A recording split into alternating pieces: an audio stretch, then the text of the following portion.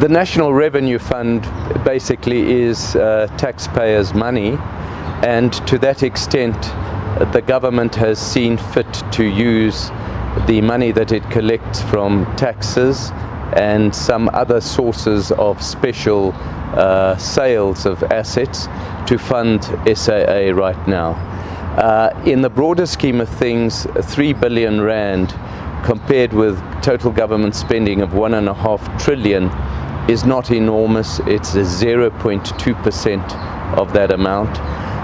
But I think this does raise the threat of further transfers of taxpayers' money or asset sales to bail out state-owned enterprises that are in difficulty. From a practical point of view, probably this was maybe the most sensible way to deal with the situation right now, given that there's an urgency to raise that 3 billion rand. But the message will not go down well with credit ratings agencies who have been warning all the time about the danger of poor corporate governance at state and inefficiencies at state-owned enterprises, calling on the government to bail out such enterprises at the risk of an increase in public debt to levels that are unsustainable. We are obviously heading to the medium-term budget in a few weeks, I must say. We are likely to see these bailouts on the balance sheet of the fiscus and seeing just the impact that is having onto it.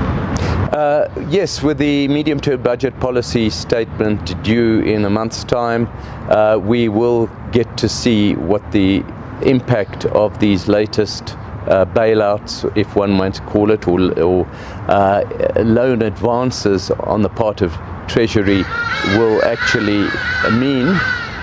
It could mean that the government will have to raise that much more tax in due course, and there may be some indications of the direction in which it intends to go in raising those taxes in the medium-term budget policy statement, although during that statement there are traditionally no actual increases announced. I could just say that on the basis of the August government finance figures that we have just received, the government revenue continues to lag behind budget because of lower than budgeted economic growth.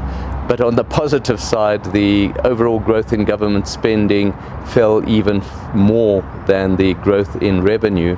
So the picture looks slightly more positive than it did a month ago.